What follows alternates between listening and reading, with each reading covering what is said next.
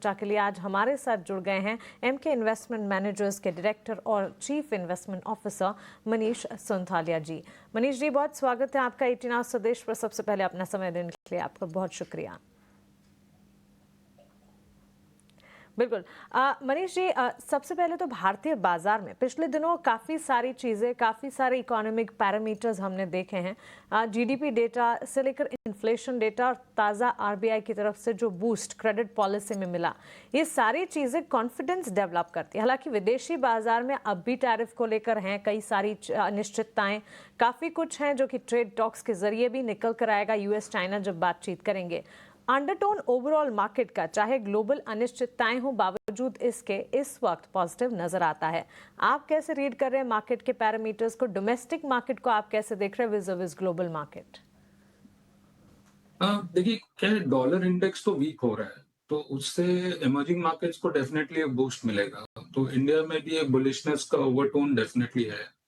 दूसरी बात है कि आरबीआई ने मैसिव रेट कट किया है, 50 बेसिस पॉइंट, जो कि आशा थी 25 बेसिस पॉइंट की, और उससे ज्यादा एक 100 बेसिस पॉइंट सीआरआर कट। तो इससे क्या, लिक्विडिटी फ्लड हो जाएगा मार्केट्स में। और डर ये भी है कि बेसिकली क्रेडिट ग्रोथ इतना रिक्वायरमेंट ले नहीं पाएगा जो लिक्विडिटी बूस्ट मिला है, तो थोड़ी एसेट प्राइस इन्फ्लेशन होगी। तो मेरा तो यही मानना है कि चूंकि ग्लोबल सेटअप जो है इमर्जिंग मार्केट्स के लिए फेवरेबल है, और डोमेस्टिक सेटअप बहुत ज्यादा लिक्विडिटी और कॉस्ट ऑफ कैपिटल को जो रिड्यूस किया है, उसे एसेट प्राइस इन्फ्लेशन होगा।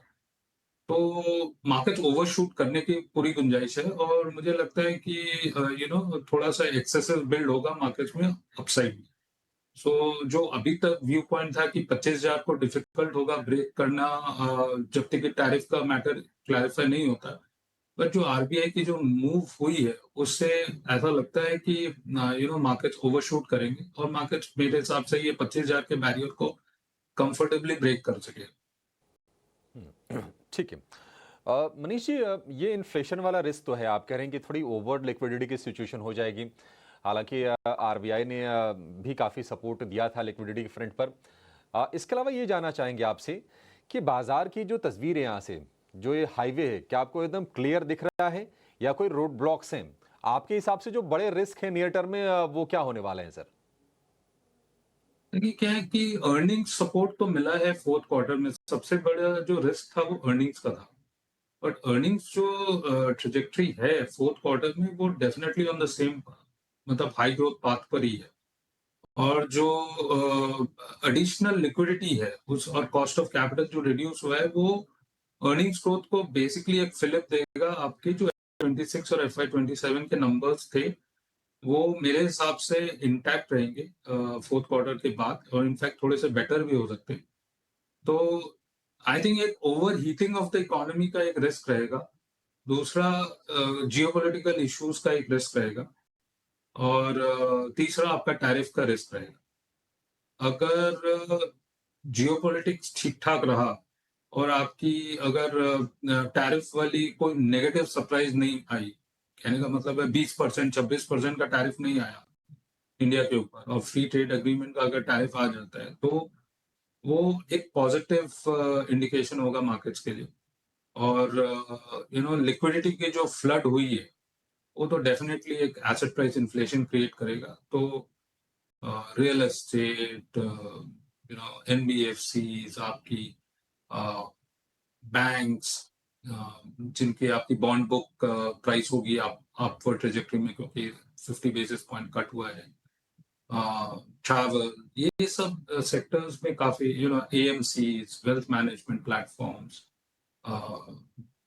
RTS, capital market related. तो ऐसा लगता है कि ये asset price inflation definitely upside की तरफ मूव होगा। बिल्कुल। और इनफैक्ट आप जब 3 हफ्तों पहले हमारे नेटवर्क के साथ जुड़े थे, आपने categorically PSU theme spotlight regain करेगी इसके बारे में बात कही थी, और पीएसयू थीम में इस वक्त स्पॉटलाइट बिल्कुल नज़र आ रही है। लेकिन quick service, quick commerce players में अब मनीष जी, लगातार न्यू एंट्रेंट्स की बात हो रही है, जहां इटर्नल, स्विगी, दो ही प्लेयर्स थे। सबसे पहले तो सिर्फ मोनोपोली थी, वहां से अब न्यू प्लेयर और उसके बाद अब कट थ्रोट कंपटीशन लगातार बढ़ता, लगातार नए नए एंट्रेंट्स की बात हो रही है। इस स्पेस पर आपकी राय क्या होगी? आपका बिल्कुल सही कहना है कि अभी रिसेंट जो न्यूज़ रैपिडो भी एक्चुअली फूड डिलीवरी बिजनेस में आ चुका है और वो कमीशन रेट पर प्ले कर रहा है। उनकी जो यूएसपी है, यूनिक सेलिंग प्रोपोजिशन, वो बेसिकली कमीशन रेट्स को लोअर कर रही है। तो ऐसा माना जाता है और आने वाले दिनों में पता चलेगा। अभी तो बेसिकली एक प्रपोजल है कि जो जीओवी है, ग्रॉस ऑर्डर वैल्यू, वो ज़ोमैटो से मूव करके रैपिडो की तरफ चला जाएगा। बट मेरा यही कहना है कि ये एक बहुत टफ बिज़नेस है। प्रपोज़ल तो देखिए एंट्री बैरियर नहीं है, बट इसमें क्या है कि यूनिट इकोनॉमिक्स को सही करना बहुत डिफ़िकल्ट होता है। तो जस्ट बिकॉज़ आप एंटर कर लिए, आपने प्राइसिंग गेम प्ले किया as a matter of strategy, आप सक्सेसफुल हो जाएँगे ऐसा you know it's not given. आपको एग्जीक्यूशन कैपेबिलिटीज पर बहुत फोकस रखना पड़ेगा। कंपटीशन डेफिनेटली बढ़ रहा है, बट राइट टू विन एक ही प्लेयर के पास है आज की डेट में। दूसरे सभी प्लेयर्स इवॉल्विंग मोड पर है और नए प्लेयर्स जो आ रहे हैं उनको तो बहुत मेहनत करनी पड़ेगी। सो आने वाले दिनों में पता चलेगा कौन किनका यूनिट इकोनॉमिक सही पड़ा है। बट आज की डेट में तो एक ही है। बट आपका कहना बिल्कुल सही है, कंपटीशन बहुत बढ़ रहा है और प्राइसिंग गेम को डिस्टर्ब कर रहे हैं जो न्यू एंट्रेंट्स है, क्योंकि मार्केट शेयर आप उसी प्राइसिंग के बूते आप ले सकते हैं। अदरवाइज मतलब कोई यूनिक प्रोपोजिशन आपके पास है नहीं। सो यूनिट इकोनॉमिक्स पर ध्यान देना चाहिए और यूनिट इकोनॉमिक्स अगर हो जाता है तो मार्केट शेयर जाएगा। जो इनकम्बेंट प्लेयर्स हैं जैसे आपकी जोमेटो, स्विगी, जेप्टो, क्या प्रॉफिट पूल डिमिनिश हो रहा है? I think size of the market बहुत बड़ा है और जो भी फाइनली एग्जीक्यूट करेगा, जो प्रॉफिटेबल एग्जीक्यूशन करेगा, वही राइट टू विन रहेगा। ठीक है। मनीष सर, डिफेंस वाले शेयर और पीएसयू में लोगों ने पैसे खूब बनाए हैं, लेकिन हम ये भी देख रहे हैं कि जो डिफेंस शेयरों के या फिर डिफेंस इंडेक्स को अगर आप देखेंगे तो वैल्यूएशंस काफ़ी हाई चले गए हैं। क्या आपको लगता है कि वो वैल्यूएशन जस्टिफाइड है और इस लेवल पर भी बाइंग होती रहेगी, या फिर आपको लगता है कि एक करेक्शन आ जाए फिर नई एंट्री करने के लिए ये स्टॉक्स ठीक रहेंगे? अभी के लिए नए निवेशकों को अवॉइड करना चाहिए इन्हें। देखिए, ऑपरेशन सिंदूर के कारण एक नियर टर्म फिलअप तो डेफिनेटली मिला है। बहुत अच्छी खासी करेक्शन हो रही थी डिफेंस कंपनी की, और ऑपरेशन सिंदूर के कारण उसके बाद जो इमरजेंसी प्रोक्योरमेंट है 40-50 हजार करोड़ की, प्लस एक जो नैरेटिव है जियो पॉलिटिकल इश्यूज के कारण पूरे दुनिया में कि सब देश अपनी जो जीडीपी है 5%, जैसे नेटो 5% जीडीपी की डिफेंस पर स्पेंडिंग की बात कर रहा है। सिमिलर आपकी यूएस जो आयरन डोम की बात कर रहा है, या फिर इंडिया में भी जो इमरजेंसी प्रोक्योरमेंट, ऐसा माना जाता है जो जियो पोलिटिकल सिचुएशन इंडिया की है, डिफेंस एक्सपेंडिचर जो है इंडिया की आज की डेट में 2.5% है। वो अगर और दुनिया में 5% जीडीपी की स्पेंड हो रही है, तो अगर भारत भी अपना डिफेंस एक्सपेंडिचर बढ़ाता है तो डेफिनेटली एक मैसिव ऑर्डरिंग इनफ्लो होगा। तो it is basically ordering versus execution. Execution जो कंपनीज की है, जो टीयर वन वेंडर्स हैं, वो तो लिमिटेड है। पूरी कैपेसिटी सोल्ड आउट है और कैपेसिटी एक्सपेंशन वगैरह बेसिकली बैकडेटेड होंगे टर्नओवर। और टीयर टू वेंडर्स वगैरह हैं, वो थोड़ी बहुत मार्जिनल इंप्रूवमेंट हो सकती है, क्योंकि large number of defence companies है tier two tier three vendors. तो अगर डिफेंस में रहना ही है तो टीयर वन वेंडर्स के संग ही रहना चाहिए, जहां पर वैल्यूएशन का कोई कंफर्ट नहीं। Ancillary place tier two tier three, ये सब मिड एंड स्मॉल कैप में हो सकते हैं, जो कि ऑर्डर के बेसिस पर वैल्यूएशन मूव कर रहे हैं, पर ऐसा कोई बहुत ज्यादा कंफर्ट का फैक्टर आता नहीं है। बट एक सिग्निफिकेंट गेम चेंजर होगा अगर भारत अपना जीडीपी स्पेंड जो डिफेंस पर करता है वो 2.5% से बढ़ाकर 3% या 4%, क्योंकि दुनिया आज की डेट में 5% स्पेंड करेगी।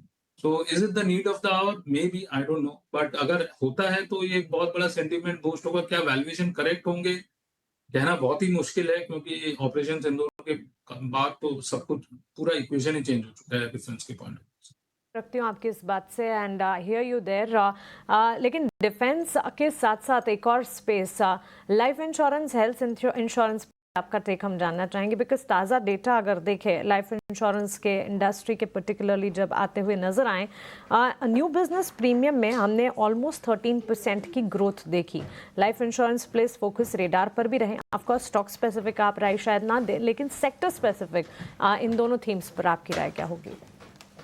काफी बुलिश हूँ both life insurance as health insurance. और अगर जीएसटी रेट कट हो जाते हैं इंश्योरेंस पर, हेल्थ इंश्योरेंस पर स्पेसिफिकली, तो ये एक सोने पर सुहागा होगा, क्योंकि वैल्यूएशन बहुत ज्यादा ही कंफर्टेबल है इंश्योरेंस के स्पेस में।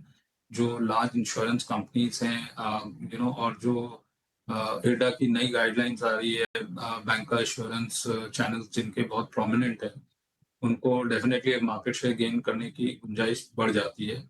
और आप ये मानकर चलिए कि बेसिकली इंश्योरेंस लॉन्ग टर्म में एक 15% ग्रोथ इंडस्ट्री है। और जो वैल्यूएशन होने चाहिए आज की डेट में, जो वैल्यूएशन लाइफ इंश्योरेंस कंपनीज के हैं, वो सिग्निफिकेंट डिस्काउंट के हैं if you assume that 15% sort of a growth.